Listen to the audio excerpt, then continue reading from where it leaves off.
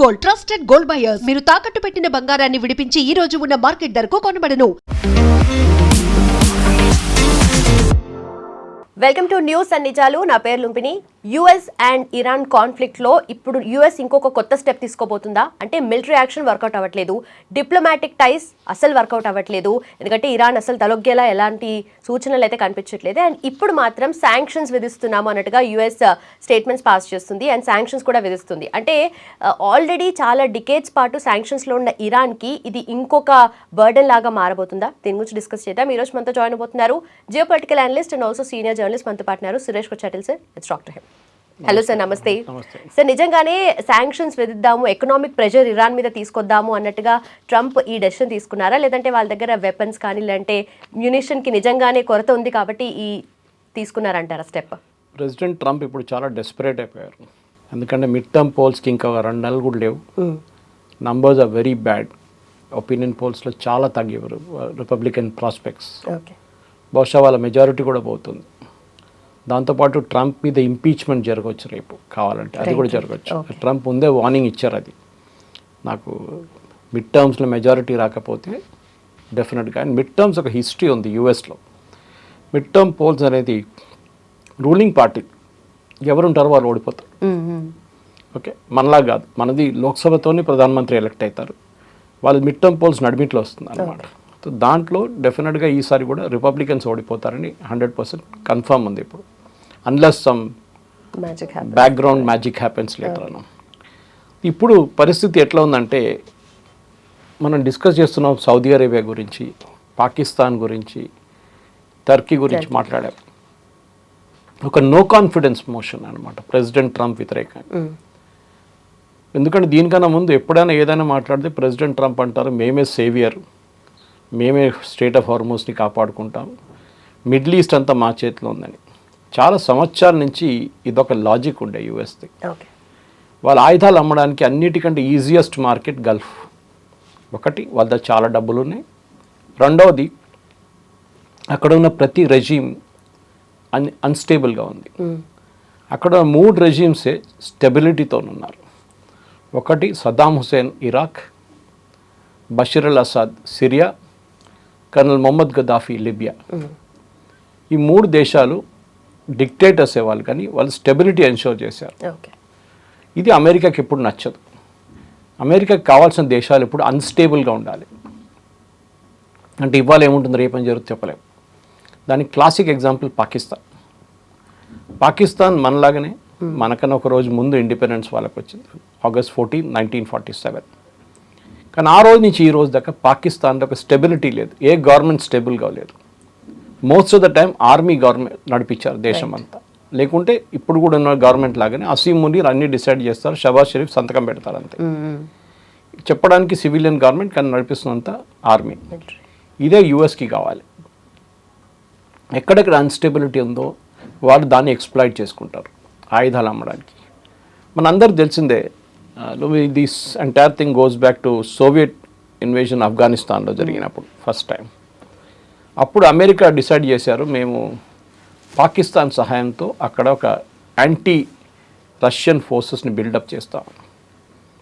దాని పేరు చాలా పేర్లు పెట్టుకున్నారు, తాలిబాన్ అన్నారు, మిగతా ఏదో పేర్లు వచ్చినాయి. కానీ తర్వాత ఒకసారి సోవియట్స్ని అక్కడి నుంచి బయటకు తరిమి కొట్టిన తర్వాత వీళ్ళతో ఏం చేయాలని అర్థం కావట్లేదు పాకిస్తాన్కి. అప్పుడు అల్ఖైదా తయారైంది, దాని నడిమిట్లో ఐసిస్ వచ్చింది, తాలిబాన్ పారిపోయారు ఆఫ్ఘనిస్తాన్ నుంచి. తర్వాత అక్కడ పీరియడ్ ఆఫ్ ఇన్స్టెబిలిటీ ఉండే ఆఫ్ఘనిస్తాన్లో, ఎవరు ఆఫ్ఘనిస్తాన్ నడిపిస్తున్నాడో తెలియదు. దాని తర్వాత 9/11 జరిగింది. 9/11 తర్వాత అమెరికా వచ్చి బోరా బోరా అని మిగతా ఏరియాలు అన్నీ బాంబింగ్ చేశారు. ఒసామా బిన్ లాడెన్ అక్కడి నుంచి పారిపోయి అతోబాబాద్ పాకిస్తాన్కి వచ్చారు. అక్కడ అని తర్వాత వాళ్ళు స్పెషల్ ఫోర్సెస్ వాళ్ళు ఎలిమినేట్ చేశారు. అమెరికా స్ట్రాటజీ ఇది. వాళ్ళకి ఎప్పుడు దాకా పని వస్తుందో వాళ్ళని వాడుకుంటారు, దాని తర్వాత కరేపాకులాగా పక్కన పడేస్తారు. ఇది ఒసామాతో జరిగింది.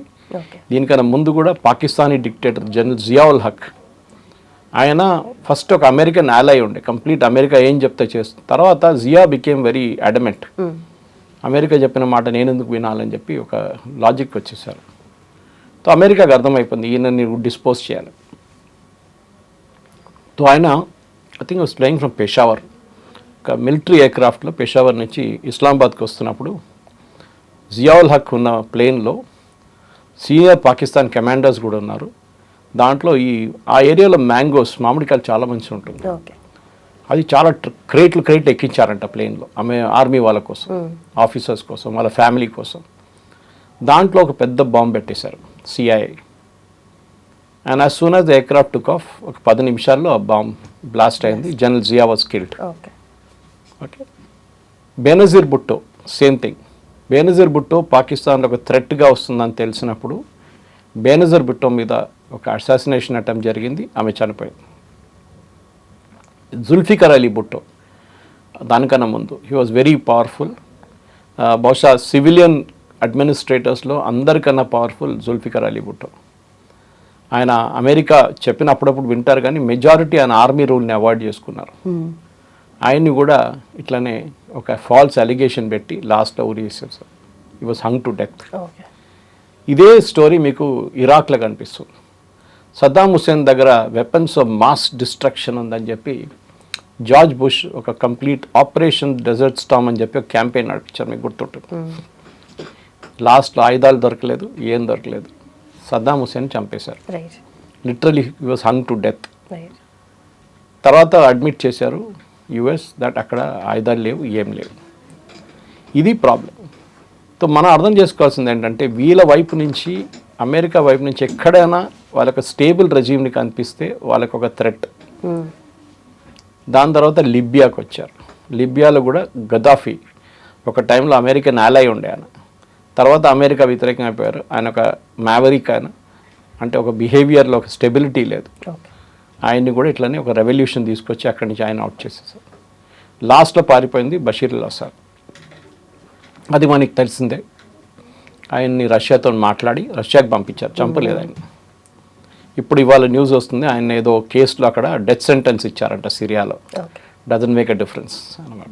సిరియా నడిపిస్తుంది, దట్స్ ఐరనీ ఆఫ్ ఇట్. ఇప్పుడు నడిపిస్తున్న సిరియన్ ప్రెసిడెంట్ ISIS కమాండర్ ఉండే. ఆయన మీద ఒక టైంలో యూఎస్లో ఐ థింక్ $10 మిలియన్ రివార్డ్ ఉంది యూఎస్ గవర్నమెంట్. ఇప్పుడు ఆయన వైట్ హౌస్లో ప్రెసిడెంట్ ట్రంప్ ఆయన రిసీవ్ చేస్తున్నారు. ఇది అమెరికన్ స్టైల్ ఆఫ్ డెమోక్రసీ. వాళ్ళకి ఎక్కడ పనికి వస్తుంది అక్కడ వాడుకుంటారు, లేని ప్లేస్లో పక్కన పడేస్తారు. మనం లాస్ట్ చూసిన ఒక ఎగ్జాంపుల్ వెనిజువేలన్ ప్రెసిడెంట్ మడూరో, ఈయన చెప్తే వినరు. ఆయన్ని కూడా డిస్పోజ్ చేసేస్తారు. ఒక అక్విజిషన్ మీద ఒక ఇండిపెండెంట్ కంట్రీలో ల్యాండ్ అయి వాళ్ళ ప్రెసిడెంట్ని పట్టుకెళ్ళారు. ఆలోచన, ఇది రేపు ఏ దేశంతోనూ కూడా జరగవచ్చు. ఇది అప్పుడు చట్టాలు లేవు, లాస్ లేవు, నథింగ్. అన్నీ వాళ్ళు అమెరికా ఏం కావాలంటే చేసుకుంటారు. ఐసీజే అంతే. So this is what America does very good. ఇది మీరు క్యూబన్ మిసైల్ క్రైసిస్ టైంలో కూడా మీరు చాలా మటుకు చూసుంటారు. During the Cuban missile crisis John F Kennedy Soviets తీసుకొచ్చి వాళ్ళ న్యూక్లియర్ ఆర్మ్స్ అంతా క్యూబాలో పెట్టినప్పుడు పానిక్ అయ్యారు ఇమీడియట్గా. డెడ్ లైన్ ఇచ్చారు. అప్పుడు యుఎస్ఎస్ఆర్కి వార్నింగ్ ఇచ్చారు, మీరు ఇది ఇక్కడ తీసేయాలి, లేకుంటే we will also bomb Soviet union. So దాని తర్వాత ఒక అండర్స్టాండింగ్ వచ్చి విత్డ్రా చేసుకున్నారు ఇద్దరు. ఇట్లా అమెరికా ప్రతి నేను హిస్టరీ ఎందుకు చెప్తున్నా అంటే, మనం ఇప్పుడు ఇరాన్లో జరుగుతుంది ఏదో కొత్తది అనుకోకూడదు. దీనికి ఒక బ్యాక్ స్టోరీ ఉంది, ఒక హిస్టరీ ఉంది. అది మనం ఇప్పుడు చూస్తున్నాం. ఇప్పుడు ఈ యుద్ధం మొదలైందే మనకందరూ తెలుసు. వాస్ బేసిక్లీ అక్కడ అలీ ఖమెనీ ఆయన్ని చంపాలని చెప్పి ఇజ్రాయెల్ ఒక ప్లాన్ వేసుకున్నారు. వాళ్ళకి ఇంటెలిజెన్స్ వచ్చింది. First intelligence was on Tuesday, I think it is 24th something, 4 రోజుల ముందు యాక్చువల్ అసాసినేషన్ దగ్గర. కానీ ఆ రోజు ఏదో మార్పు వచ్చింది, ఈయన మీటింగ్ క్యాన్సిల్ చేశారని చెప్పి నెక్స్ట్ 26th, దెన్ 28th. ఆ రోజు ముందే, ఒకరోజు ముందు ప్రైమ్ మినిస్టర్ నెటన్యాహు ప్రెసిడెంట్ ట్రంప్ని ఇన్ఫార్మ్ చేశారు దట్ మేము స్ట్రైక్ చేసిపోతున్నాం. టైం చెప్పలేదు. ప్రెసిడెంట్ ట్రంప్ కూడా అన్నారు మేము కూడా వస్తాం తోడు. ఎందుకంటే ఆయనకి క్రెడిట్ తీసుకోవడంలో నంబర్ 1 ప్రెసిడెంట్ ట్రంప్. సో నేను కూడా చేశానని చెప్పడానికి వెళ్ళాడు తోడు. ఇజ్రాయెల్ వాళ్ళ ఇమ్మీడియట్ ఆబ్జెక్టివ్ అచీవ్ చేసుకున్నారు. రెజ్యూమ్ చేంజ్ జరగలేదు. వాళ్ళు రిటర్న్ వచ్చేసారు. వాళ్ళు పని చూసుకుంటున్నారు. వాళ్ళు హెజ్బుల్లా మీద బాంబులు వేయడం, హమాస్ మీద వేయడం. యుఎస్ అక్కడ స్టక్ అయిపోయారు. ఇప్పుడు ఆలోచన, మీరు ఇద్దరు కలిసి వెళ్తున్నారు ఒక ట్రిప్కి, సడన్గా ఒక ఆయన విత్డ్రా చేసుకుంటే ఆ రెండో మంచి ఏమనుకుంటారు, నేను ఎక్కడ వెళ్ళాలి నాకు అర్థం కాదు, రూట్ ఎక్కడ ఉంది, రిటర్న్ ఎట్లా వెళ్ళాలి, వెహికల్ ఉందన్నదా. ఇది అమెరికా స్టేట్ ఇప్పుడు అన్నమాట. ఈ పరిస్థితి నుంచి అమెరికాని ముందుకు తీసుకెళ్ళడానికి ప్రెసిడెంట్ ట్రంప్ లాస్ట్ 4 నెలలు 5 నెలల నుంచి ట్రై చేస్తున్నారు. I think we're the 164th day. ఏ రిజల్ట్ లేదు. ఫస్ట్ అన్నారు రెజీమ్ చేంజ్ జరగలేదు, ఖమనీని చంపారు కరెక్టే. కానీ వీళ్ళేమనుకున్నారు, ఈ ఖమనీ చనిపోగానే ఇమ్మీడియట్గా రెజీమ్ పడిపోతుంది, కొత్త రెజీమ్ వస్తుంది. ఇన్ఫ్యాక్ట్ ఒక ఎక్స్ ప్రెసిడెంట్ ఉండే వాళ్ళది ఇరాన్ది, అహ్మదీనెజాద్, ఆయన్ని ఒక పాసిబుల్ ప్రెసిడెన్షియల్ క్యాండిడేట్గా కూడా వీళ్ళు రెడీగా డిక్లేర్ చేయడానికి రెడీగా ఉన్నారు యుఎస్. అదొక ఇజ్రాయేలీ ప్లాన్ ఉండే, కానీ అది ఫెయిల్ అయింది. ఏమైందంటే ఈ 28th బాంబింగ్ జరిగిన రోజు 2వ తారీఖు 2 మార్చ్కి అహ్మదీనెజాద్ని హౌస్ అరెస్ట్లో పెట్టారు ఇరాన్. చాలా సంవత్సరాల నుంచి 2-3 సంవత్సరాల నుంచి హౌస్ అరెస్ట్లో ఉన్నాడు. ఇరాన్కి ఆయన మీద డౌట్ ఉండే, ఈయన ఒక ఇజ్రాయేలీ ఏజెంట్గా తయారవుతున్నాడు, అమెరికన్ ఏజెంట్గా. హౌస్ అరెస్ట్ పెట్టారు ఆయన. Even though is ex president. ఆయన కాంపౌండ్ మీద దాడి చేశారు Israel. I think it 2 March 3 March. Interesting, ఎందుకంటే ఆయన్ని విడిపించడానికి చేశారంట. అది ఆయన సరౌండ్ చేసిన సెక్యూరిటీ గార్డ్ని చంపడానికి బాంబ్ చేశారు. అన్ఫార్చునేట్లీ ఆయన మీద కూడా ఒక షార్ప్నర్ వచ్చి పడ్డది, బాంబ్ కాదు, ఒక పెద్ద పీస్. ఆయన గాయాలైనాయి, ఆయన ఇనాక్టివ్ అయిపోయాడు. ఆయన హాస్పిటల్ తీసుకెళ్లాలంటే అదంతా జరిగినప్పుడు ఆయన్ని రెజ్యూమ్లో తీసుకురాలేకపోయారు. కానీ అది కూడా జరగదు అనుకోండి, ఎందుకంటే ఏదైనా ఒక గవర్నమెంట్ని మార్చాలంటే గ్రౌండ్లో ఫోర్సెస్ ఉండాలి ఎప్పుడు. ఆ లెసన్ ఇప్పుడు యూఎస్ నేర్చుకున్నారు. ఇప్పుడు చాలా రోజులు చెప్తున్నాం, బూట్స్ ఆన్ ద గ్రౌండ్ పెడితేనే ఒక రెజ్యూమ్ మారుతుంది. కానీ ప్రెసిడెంట్ ట్రంప్ కాదు, ఏ యుఎస్ ప్రెసిడెంట్ కూడా వియట్నాం తర్వాత బూట్స్ ఆన్ ద గ్రౌండ్ పెట్టడానికి రెడీగా లేరు. కోర్స్ ఆఫ్ఘనిస్తాన్లో పెట్టారు, 450 మంది చనిపోయారు. So they very ఫినికి. మీరు చూసుంటారు, వాళ్ళ వైపులో 2-3 చనిపోతే కూడా దాని పెద్ద ఈవెంట్ లాగా చేస్తారు వాళ్ళు. ప్రెసిడెంట్ ట్రంప్ వస్తారు, బాడీ రిసీవ్ చేసే టైంలో పెద్ద మిలిటరీ సెరమనీ ఉంటుంది. ఒక సైడ్ ఏమో వేలాది మంది చనిపోతున్నారు, ప్రాబ్లం లేదు. ఇటువైపు 2-3 చనిపోగానే పెద్ద ఇష్యూ అయిపోతుంది అమెరికన్ మీడియాలో. So boots on the ground president Trump పెట్టడానికి రెడీగా లేరు. కానీ బూట్స్ ఆన్ ద గ్రౌండ్ పెట్టేదాకా, అంటే మీ ఫోర్సెస్ని అక్కడ దింపేదాకా ఇరాన్లో మీరు రెజ్యూమ్ చేంజ్ తీసుకురాలేరు, ఇరాన్ యుద్ధం గెలవలేరు మీరు. That is very very clear. ఈ సిచ్యువేషన్లో ప్రెసిడెంట్ ట్రంప్ ఇప్పుడు ఏం చేస్తారనేది పెద్ద ప్రశ్న. ఎందుకంటే దీనికన్నా ముందు కూడా ఈ పొజిషన్ వచ్చింది. ఆ టైంలో కూడా ఆయన అన్నారు, కాదు మేము నెగోషియేట్ చేస్తున్నాము, దాని తర్వాత మేము స్టోనేజ్కి బాంబ్ చేసేస్తాము, తర్వాత మళ్ళీ నేను నెగోషియేట్ చేస్తున్నాము, తర్వాత మేము ఎంఓయూ చేశాము, ఆ ఎంఓయూ మీద చర్చలు నడుస్తున్నాయి, దాని తర్వాత మళ్ళీ బాంబింగ్ చేశారు, దాని తర్వాత అన్నారు లేదు మళ్ళీ చర్చలు, సౌదీ అరేబియా చెప్పారు, ఖతార్ చెప్పారు, మళ్ళీ చర్చలు నడుస్తాయి. ప్రతిదీ కూడా టెంపరీ ప్లాన్ లాగానే. అంతే. అంటే the entire thing is straight of Hormuz. అక్కడే మనకి మెయిన్ ప్రాబ్లం అక్కడే వచ్చింది. ఈ స్ట్రెయిట్ ఆఫ్ హార్మూజ్ అనేది యుద్ధం కన్నా ముందు ఓపెన్ ఉండే, ఎవరు కావాలంటే వాళ్ళ షిప్ అక్కడ ఇక్కడ అన్నీ తీసుకోవచ్చు. ఇప్పుడు that has become main choke point. ఇరాన్కి అర్థమైపోయింది, వాళ్ళ న్యూక్లియర్ దానికన్నా చాలా పెద్ద ఒక Trump card strait of Hormuz. దాన్ని ఏ పొజిషన్లో వాళ్ళు ఇడవరు, మ్యాక్సిమం దాన్ని పిండి తీసుకుంటారు. దానికి నుంచి రావాల్సిన బెనిఫిట్స్ ఇప్పుడు కూడా చూడండి అదే జరుగుతుంది. ముందు వీళ్ళన్నారు మేము ఒమాన్తో మాట్లాడతాం, స్ట్రెయిట్ ఆఫ్ హార్మూజ్ ఓపెన్ చేస్తాం అన్నారు. ఇప్పుడు అంటున్నారు చర్చలంతా ఒమాన్తో ఓకే అయిపోయింది ఆల్మోస్ట్, యుఎస్ మాకు జరిగిన యుద్ధానికి ఉన్న కాంపెన్సేషన్ ఇవ్వాలి, యుఎస్ నుంచి ఇక్కడి నుంచి వెళ్ళిపోవాలి, ఇక్కడ ఉండకూడదు గల్ఫ్లో. అది కాకుండా చాలా పెద్ద డిమాండ్లు పెట్టారు, 10-15 డిమాండ్లు. అది యుఎస్ ఎప్పుడు అంగీకరించరు, 1 కాదు 2 కాదు, ఏం అంగీకరించరు వాళ్ళు. తో అక్కడ ఉన్నారనమాట. సో ఈ కొత్త శాంక్షన్స్ ఏమి ఉండబోతుంది నాకు కూడా నేను చూసినప్పుడు దాంట్లో ఏం క్లారిటీ కనిపించట్లేదు. ఎందుకంటే మ్యాక్సిమం శాంక్షన్స్ ఆల్రెడీ ఉందన్నమాట వాళ్ళపై. 1979లో అయతోల్లా ఖొమేనీ వచ్చి ల్యాండ్ అయినప్పుడు ఆయన్ని ప్లేన్ ముందు దిగనీయలేదు వీళ్ళు. ఓకే, అక్కడున్న షా ఆఫ్ ఇరాన్ వాళ్ళ రెజ్యూమ్. కానీ తర్వాత వాళ్ళు ఇరాన్లో ఉన్న మెయిన్ ఎయిర్పోర్ట్ని బ్లాక్ చేసి ఆయన ల్యాండ్ చేయనిచ్చారు అక్కడ. కానీ దాని తర్వాత జరిగింది మనకు తెలిసింది, అమెరికన్ ఎంబసీ మీద దాడి చేసి అక్కడున్న ప్రొటెస్టర్స్, ఇరానియన్ ప్రొటెస్టర్స్, దాని లోపల ఉన్న అమెరికన్ ఎంబసీ స్టాఫ్ని హాస్టేజెస్గా ఉంచుకున్నారు 1 సంవత్సరం పాటు. శాంక్షన్స్ అప్పుడు స్టార్ట్ అయింది. అప్పటి నుంచి శాంక్షన్స్ నడుస్తూనే ఉంది డిఫరెంట్ స్టేజెస్లో. లాస్ట్ ప్రెసిడెంట్ ట్రంప్ 2nd టర్మ్లో వచ్చిన తర్వాత మళ్ళీ శాంక్షన్స్ మొదలుపెట్టాడు. వీళ్ళది మెయిన్ రెవెన్యూ సోర్స్ మన అందరికి తెలుసు ఆయిల్, రైట్. అండ్ వీళ్ళ మెయిన్ కస్టమర్ చైనా.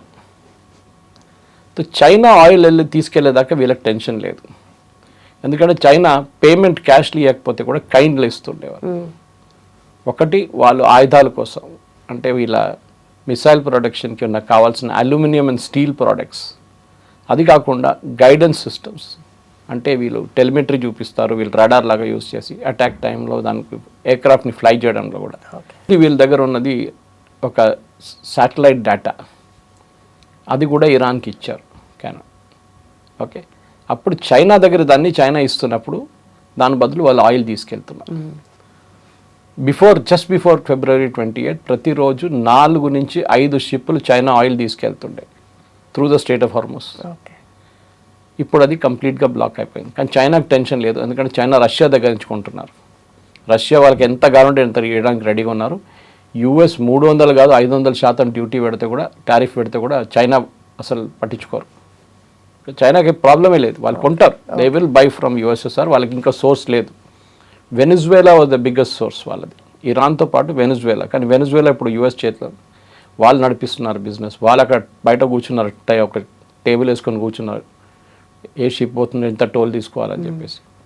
ఇప్పుడు అమెరికా దగ్గర ఉన్న పరిస్థితులు, అమెరికా మీరు చెప్పినట్లు ఆయుధాలు ఒక main issue, whether they really have weapons అనేది, అది చాలా మటుకు డిబేటబుల్ పాయింట్. ఎందుకంటే మనకు తెలుసు యుద్ధం మొదలైనప్పుడు వాళ్ళ దగ్గర 2600 మిసైల్స్ ఉండే, ఏది patriot anti missile defence system. అక్కడి నుంచి ఒక డ్రోన్ కొడితే, అక్కడి నుంచి మిసైల్ కొడితే అని అడ్డుకోవడానికి. రెండోది వాళ్ళ దగ్గర థర్డ్ మిసైల్ సిస్టమ్స్ ఉంది. Third missile system is very expensive, చాలా ఎక్స్పెన్సివ్. అది హై ఫ్లయింగ్ ఎయిర్క్రాఫ్ట్ వస్తున్న ఎయిర్క్రాఫ్ట్ మీద వాడడానికి మెయిన్గా యూస్ చేస్తారు. అది ఇరాన్ దగ్గర ఎయిర్క్రాఫ్టే లేదు, ఏం చేసుకుంటారు వాళ్ళు? సో అదొక పెద్ద ప్రాబ్లం ఉంది. అది వాడుకోలేము. వాడుకుంటే కూడా అది ఇప్పుడు పెద్ద పెద్ద డ్రోన్లు వస్తున్నాయి, దాని మీద వాడుకుంటాం. That is 5 million a piece. ఒక్కొక్కసారి ఫైర్ చేస్తాం, ఒక మిసైల్కి 5 million. అక్కడి నుంచి మనం డిస్కస్ చేస్తాం, ఇరాన్ పంపిస్తుంది $20,000 అంతే. ఈ పరిస్థితుల్లో ఇప్పుడు ప్రెసిడెంట్ ట్రంప్కి ఆయన దగ్గర ఉన్న ఆప్షన్స్ చాలా తక్కువ. వాళ్ళ మిలిటరీ అడ్వైజర్స్ ఎప్పుడు ఏం చేస్తారంటే, ప్రెసిడెంట్ కాదు, ఈ ప్రెసిడెంట్ కాదు, ఏ ప్రెసిడెంట్ అయినా కానీ, ఈవెన్ ప్రధానమంత్రి మోదీకి కూడా మిలిటరీ అడ్వైజర్స్ ఒక ఆప్షన్స్ ఇస్తారు. Option 1, option 2, option 3, option 4, option 5 కూడా ఉండొచ్చు. ఈ ఆప్షన్స్తో పాటు వాళ్ళేం చెప్తారు, ఈ ఆప్షన్ చేస్తే this will be the result of it. మన దగ్గర ఒక 200 మంది చనిపోతారు, మన షిప్స్ మీద అటాక్ జరగవచ్చు, మన ఎంబసీస్ మీద, మిగతా కంట్రీస్లో ఉన్న ఎంబసీస్ మీద దాడి జరగవచ్చు, మన ఎయిర్ ఫోర్స్ బేస్ మీద దాడి జరగవచ్చు, బహ్రెయిన్లో ఉన్న 5th ఫ్లీట్ మీద దాడి, ఆప్షన్స్ ఇస్తారు.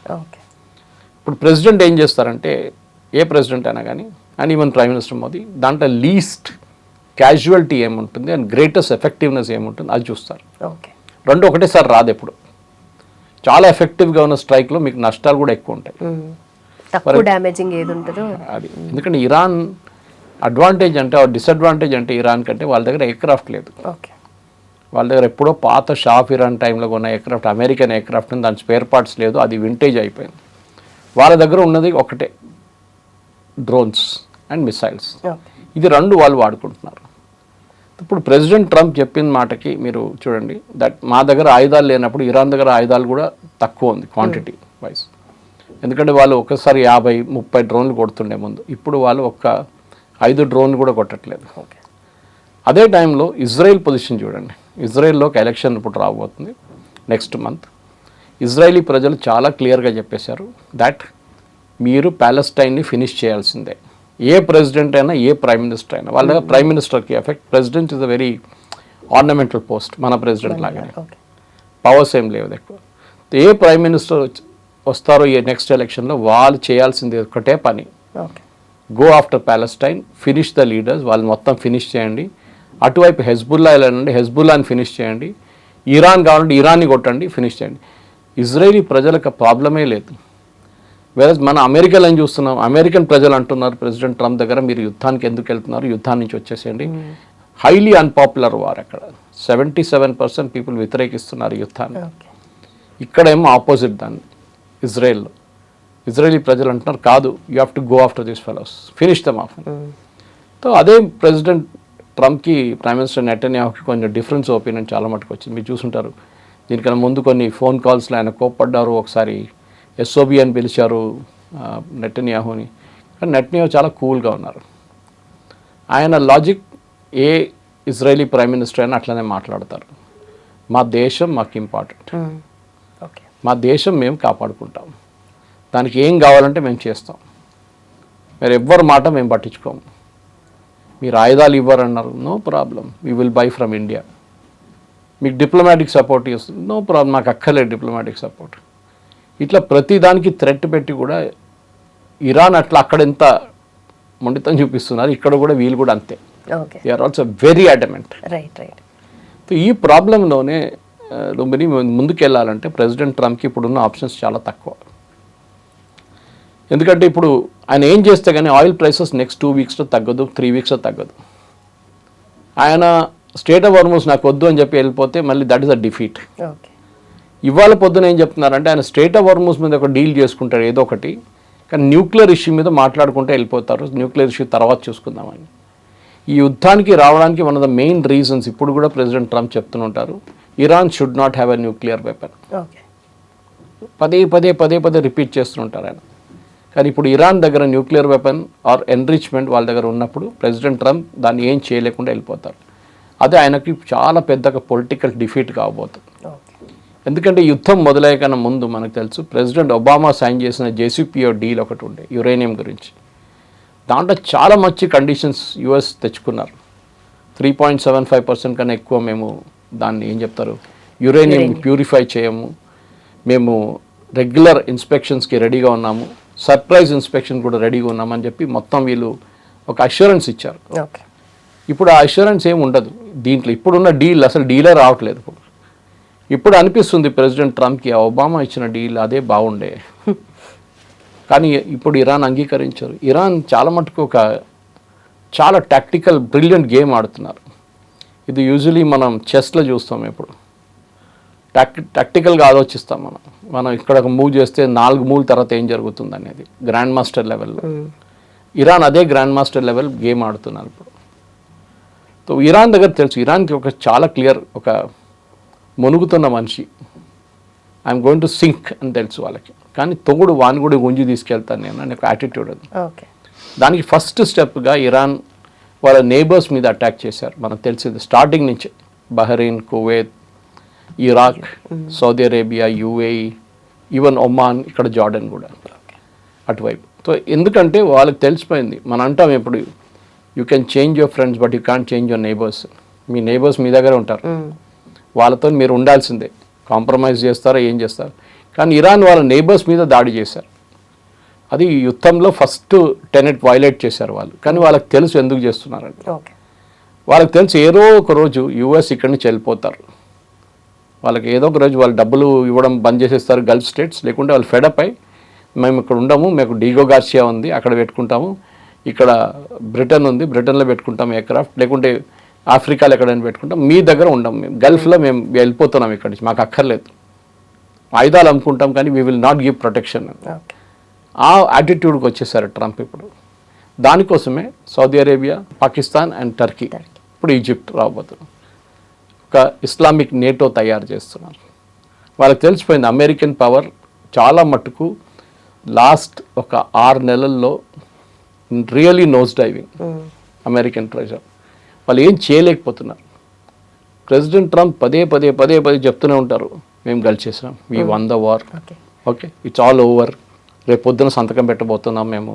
బట్ ఇక్కడ వార్ గెలవడం అంటే ఏంటి? ఇప్పుడు వాళ్ళ మెయిన్ అంబిషన్ అయినా న్యూక్లియర్ ఏదైతే పవర్ ప్లాంట్స్ కానీ ప్రాజెక్ట్స్ కానీ ఉన్నాయో దాన్ని ఆపడమా, లేదంటే రెజిమ్ చేంజా, లేదంటే నిజంగానే స్టేట్ ఆఫ్ హార్మోస్ డీలా?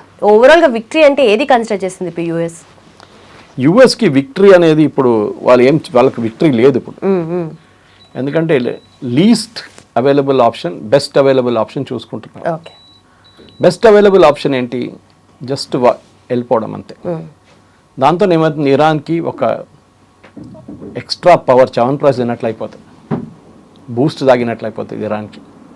అది వీళ్ళు అమెరికా ఇస్తే, పవర్ ఇస్తే వాళ్ళు గల్ఫ్ స్టేట్స్ మీద వాడుకుంటారు.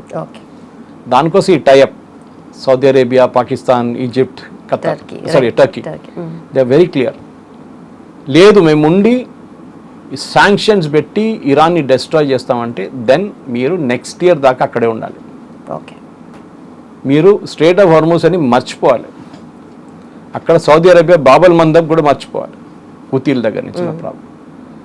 ఒక స్టేల్మేట్ అయి ఆయిల్ ఎప్పుడు 80-88 ఆ రేంజ్లోనే ఉంటుంది. మీరు అది రెడీగా ఉన్నారంటే you can continue. Okay. President ట్రంప్కి ఏంటి, ఈ మిడ్ టర్మ్ పోల్స్ అయిన తర్వాత ఆయన ఏమైనా చేయడానికి రెడీగా ఉన్నారు, దానికన్నా ముందు భయపడుతున్నారు. కానీ ఇప్పుడు ఆయన తెలిసిపోయింది that we cannot do anything. అంటే మొన్న కూడా మీరు చూసుంటారు, ఇవాళ పొద్దున వాషింగ్టన్ పోస్ట్ ఒక రిపోర్ట్ వచ్చింది, ప్రెసిడెంట్ ట్రంప్ ఎయిర్క్రాఫ్ట్ చేంజ్ చేశారని రైట్, టర్కీలో నేటో సమ్మిట్కి వెళ్ళినప్పుడు. ఎందుకు చేశారు? That's very clear that they was a threat from Iran.